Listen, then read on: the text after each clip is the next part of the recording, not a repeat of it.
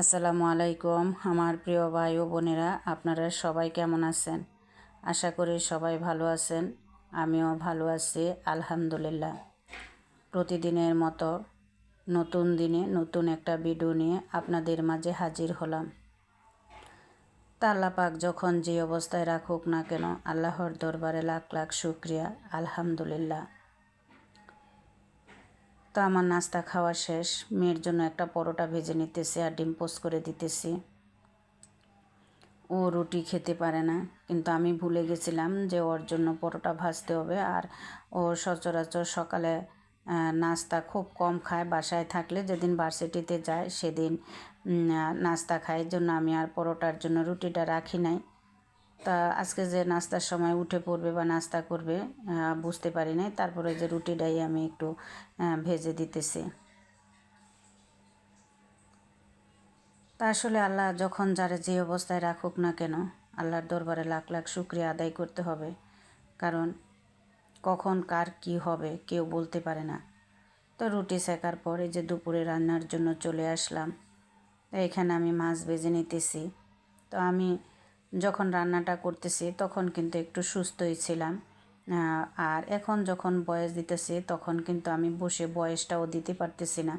আমার কিন্তু খুব কষ্ট হচ্ছে বসে বয়সটা দিতে। আমার ব্যাক পেনটা এত বেশি, মানে বসতে পারি না। 10 মিনিট যদি বসে থাকি তাহলে ব্যথাটা আরও দ্বিগুণ বেড়ে যায়। সেইটাই রান্না করতে পারছি, দেখেন বয়সটা দিতে পারি না। কখন যে কার কী হবে কেউ বলতে পারে না। তো এইখানে আমি একটু লাউ শাক ভাজি করব। এই জন্য প্রথমে আমি পেঁয়াজ মরিচ দিয়ে ভালোভাবে পেঁয়াজটা ভেজে নিলাম। আর আগে আমি অফ ক্যামেরায় আলু লাউ শাক এগুলা সিদ্ধ করে নিছি। এখন আমি ভেজে নেব। তো আমার ভিডিওটা যে যেখান থেকে দেখতেছেন, কাছে এবং দূরে, দেশ এবং দেশের বাহিরে, সবাইকে জানাই অন্তরের অন্তঃস্থল থেকে অফুরন্ত ভালোবাসা।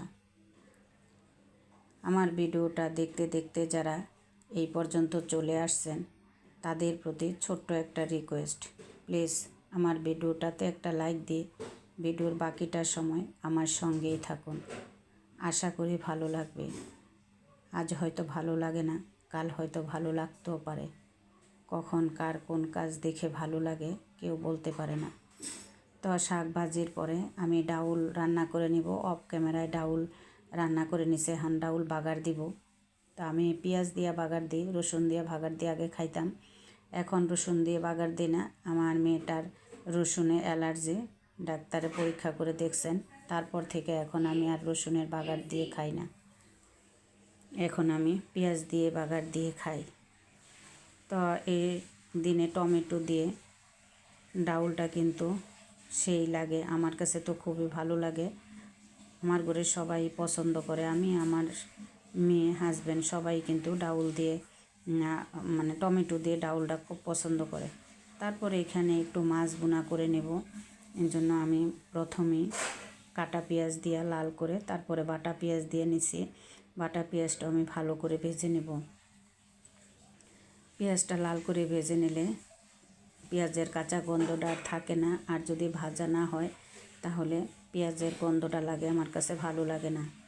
যত মশলা কষানো হবে ততই কিন্তু তরকারির স্বাদটা দ্বিগুণ হয়ে যায়। তা আমি এখানে আদা রসুন দিয়ে ভালোভাবে আবার কষিয়ে নেব, বারবার পানি দিয়ে কষিয়ে নেব।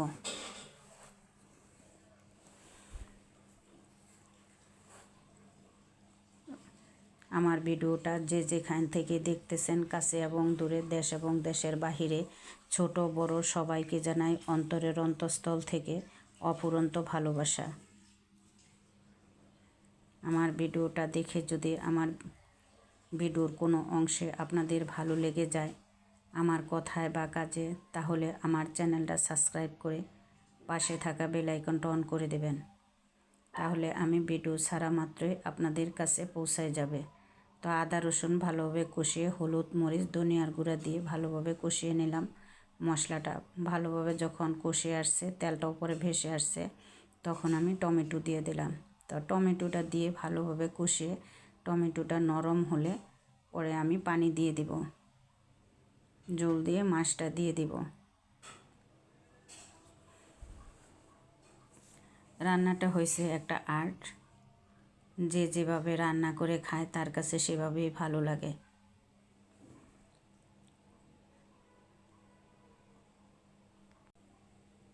এই যে এখানে আমি মাছগুলা দিয়ে দিতেছি। তো মাঝে মধ্যে মনে হয় যেন আর ভিডিও ছাড়বো না, ভালো লাগে না, কারণ ভিডিও দেওয়াটা এখন একটা প্যারা হয়ে গেছে। এটা না দিলেও হয় না, রেগুলার মেনটেন করে ভিডিও দিতে হয়। তো আসার আগে তো জানতাম না যে ভিডিও মানে ইউটিউবে এত মানে কষ্ট বা এত নিয়ম কানুন কিছুই জানতাম না, না জেনে চলে আসছি। তাই এখন মাঝে মধ্যে মনে হয় যেন আর ভিডিও দিব না। আবার কেমন জানি একটা মায়া হয়ে গেছে যে না একটু দিই, আজকে ছাইড়া দিব কালকে ছাইড়া দিব, এরকম করতে করতে কিন্তু ভিডিওগুলো দেওয়া হয়ে যাচ্ছে। তো এত অসুখ তারপরেও কিন্তু আমি ভিডিওগুলা ঠিকই দিতেছি। তো এখানে মাছটা আমার রান্না হয়ে গেছে, ধনিয়া পাতা দিয়ে নামিয়ে ফেললাম। তো মাছটা কিন্তু খুবই ভালো লাগছে, খাওয়ার পরে বয়স দিছি। তারপরে এখানে যে ডিম ভাজা নিতেছি, ডিম রান্না করব। তো আমার ভিডিওর মধ্যে একটু শব্দ আসতে পারে, মেয়েরা বিকালে নাস্তা বানাইতেছে সন্ধ্যার পরে, আমি সেই সময় ভয়েস দিতেছি। তো আপনারা সবাই ক্ষমার দৃষ্টিতে দেখবেন। আমি এক জায়গায় বসে ভয়েস দিতেছি, মেয়েরা নাস্তা বানাইতেছে। তো ডিম বোনা করব, এর জন্য আমি ডিমটা ভালোভাবে ভেজে নিতেছি লাল করে। তো ডিমের উপর একটু হলুদ দিয়ে দিছি, হলুদটা দিলে ডিমটা কালারটা সুন্দর হয়, এর জন্য আমি ডিম হলুদ দিয়ে ভেজে নিলাম। আমার ভিডিওটা দেখতে দেখতে যদি আমার ভিডিওর কোনো অংশে আমার কথায় বা কাজে আপনাদের এতটুকুও মন ছুঁয়ে যায়, তাহলে আমার চ্যানেলটা সাবস্ক্রাইব করে পাশে থাকা বেল আইকনটা অন করে দেবেন। তাহলে আমি ভিডিও ছাড়া মাত্রই আপনাদের কাছে পৌঁছায় যাবে। প্রথমে আমি রসুন লাল করে ভেজে নিলাম। আমি চিংড়ি মাছের বালাও চাউ করব, পেঁয়াজের বেরেস্তা করা আছে, চিংড়ি মাছটাও ভেজে নেব। তো এখানে আলুর ভর্তা করব, এই জন্য আমি মরিচ পেঁয়াজ ভেজে নিতেছি। তো চিংড়ি মাছের বালাউ চাউটা কিন্তু আমার কাছে খুবই ভালো লাগে।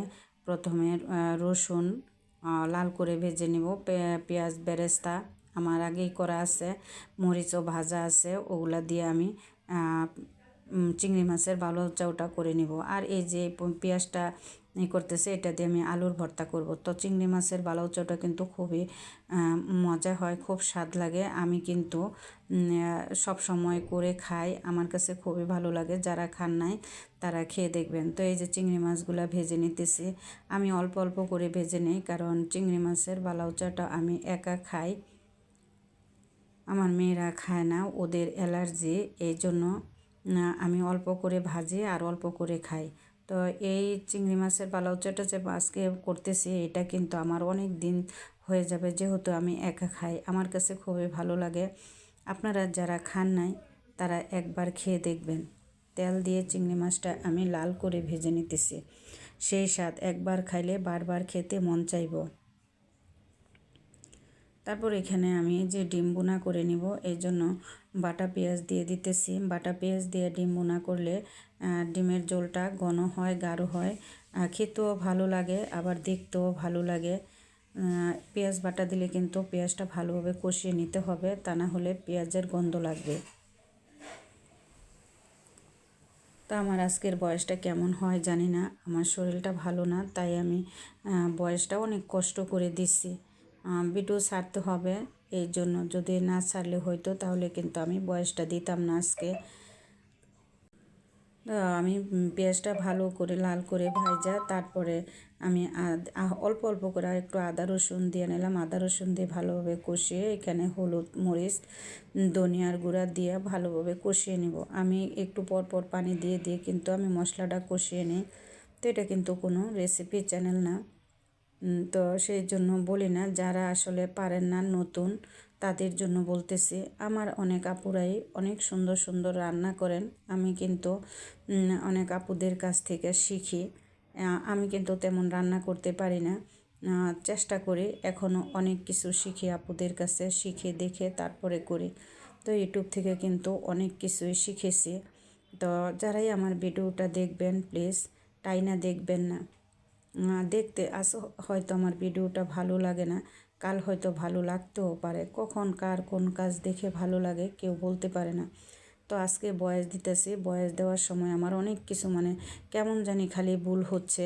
তো আমার ভিডিওর মধ্যে যদি আমার কোনো কথায় কোনো ভুল ত্রুটি হয়ে থাকে তাহলে সবাই ক্ষমার দৃষ্টিতে দেখবেন, কারণ আমি মানুষ মাত্রই ভুল হয়, আমিও ভুলের ঊর্ধ্বে নই। তো এই যে আমার এখানে ডিমটা কিন্তু হয়ে গেছে, আমি জিরার গুঁড়া দিয়ে নামিয়ে ফেলবো।